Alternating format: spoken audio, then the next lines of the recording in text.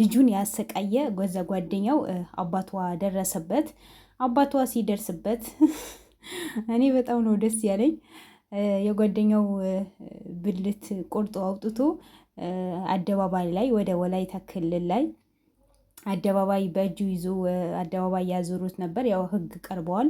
የጓደኛው ብልት ይዞ ነው የህግ የቀረበው። እኔ በጣም ነው ደስ ያለኝ። የልጅቷ አባት ጀግና፣ የመጀመሪያ በኢትዮጵያ ጀግና የተፈጠረው አሁን ነው። የመጀመሪያ ይህን አባት እኮ መሸለም አለበት እንጂ መታሰር የለበትም። ቢታሰርም ደግሞ ጀግንነት ነው ለእኔ። ብዙ ሰው ደግሞ አድንቆታል። አንድ ሰው ይህን አባት የነቀፈ ሰው የለም። አንድ ሰው፣ ሁሉም ሰው ጀግና። ምክንያቱም ሀገራችን ላይ እንደምታዩ ህፃናት ተደፍረው የ7 ዓመት የ6 ዓመት የ10 ዓመት ሴት ልጆች ተደፍረው ተሰቃይተው እስር ቤት ነው። ለዛውም ትላልቅ አባቶች እስር ቤት ገብተው ነው የሚቀለቡት፣ የሚበሉት፣ ምን ሚሉት። ከዛ ይበላሉ፣ ይወፍራሉ፣ ይጠጣሉ፣ ይወጣሉ።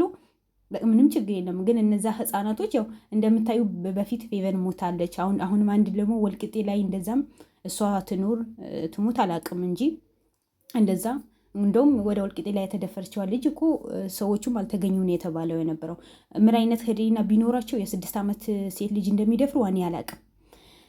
ስለዚህ ሴት ልጅ አስገድዶ የሚደፍሩ በተለይ ህፃን አስገድዶ የሚደፍሩ ወንዶችን ልክ እንደዚህ አባት፣ ይህን አባት ጀግና እኔ ባገኘው አሸልመው ነበር። የፈለገ ነገር ይሁን። በጣም ነው ደስተኛ የሆንኩት። በጣም ሚስት አላቸው። የፈለጉ ነገር ከሚስታቸው አያደርጉም። ትዳር ካማራቸው ማግባት ነው። ሴት ልጅን ማሰቃየት፣ ሴት ልጅን እንደፈለገች ገብታ መውጣት ማትችልበት ሀገራችን ላይ ወይ ከፍተኛ ቅጣት አይሰጣቸው፣ ወይ ጥሩ የሆነ እርምጃ አይሰጣቸው። ሁሌ ሀገራችን ላይ ታስረዋል፣ ለህግ ቀርበዋል፣ ቅጣት ተሰጥተዋል ይባላል። እዛ እንደፈለጉ ነው ተሽከርክሮ የሚወጡት። ግን ህመሙ እንደዚህ መቅመስ ነው። ይሄ ለኢትዮጵያ ሴት ልጅን የምትደፍሩ ወንድሞች ትምህርት ይሆናቸዋል። ከአሁን በኋላ ማንኛውም አባት ልክ እንደዚህ አባት ማድረግ ነው ያለበት። እንደዚህ አባት ጀግና በኢትዮጵያ በመጀመሪያ ደረጃ ይሄን አባት ነው መንግስት ማድረግ የነበር። በቃ እንደዚህ አላግባብ ሰውን የሚበድሉ፣ አላግባብ ሰውን የሚገሉ፣ አላግባብ የሴትን ልጅ ህይወት የሚያበላሹ ወንዶች በሆኑ እንደዚህ ቁርጥ ማድረግ ነው። ምንም ነገር እኔ በጣም ነው ያደነኩት። በጣም ይሄን አባት መታሰርም የለበትም። ምንም መታሰርም እንዶ ጀግና ነህ ተብሎ መሸለም ነው ያለበት። ለምን ነው የሚደፍሩት እነሱ? ሴት ልጅ ለምን ይደፍራሉ? ማን ፈቅዶላቸው ነው?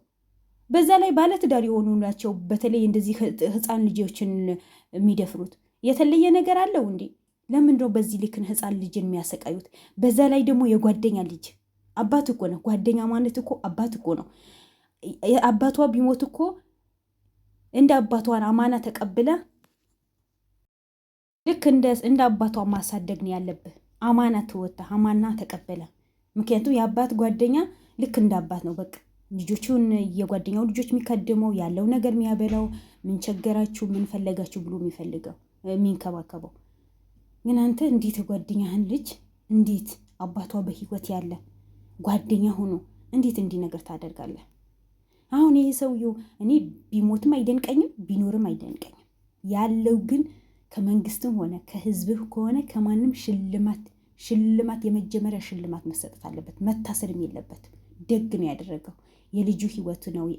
የልጁ ህይወት እንደገና ሰጥተዋታል። እንደገና በጣም ጀግና ነው። ጀግና ብቻ የሚገልጸው አይደለም። ምንም አይነት ቃላት የለኝም። በሀገራችን ላይ አንደኛ ደረጃ በመጀመሪያ ደረጃ የተፈጠረ ጀግና አባት በመጀመሪያ ደረጃ እስካሁን። ምክንያቱም በህግ አይገኝ፣ በህግ ቅጣት የለም።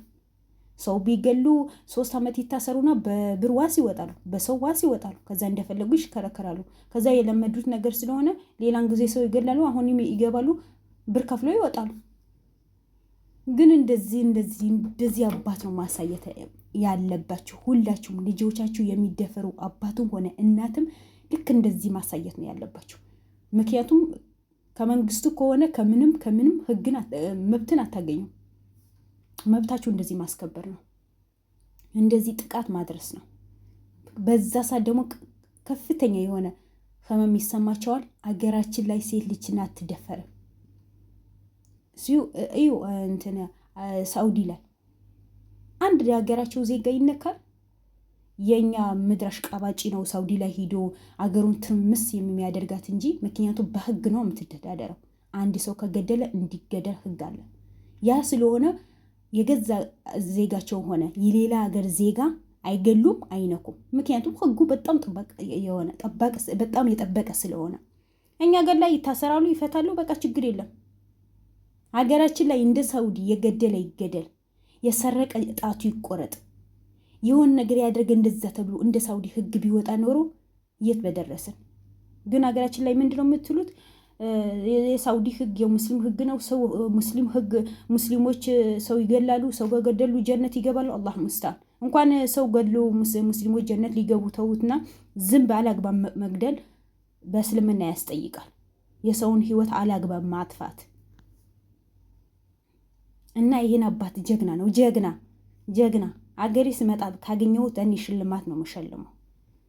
የትም ቦታ ይሁን ሂጄ ነው የምሸልመው ይህን አባት። ሁላችንም ከዚህን አባት ጎን መሆን አለበት። የዚህን አባት መደገፍ ነው ያለበት። መታሰር የለበትም።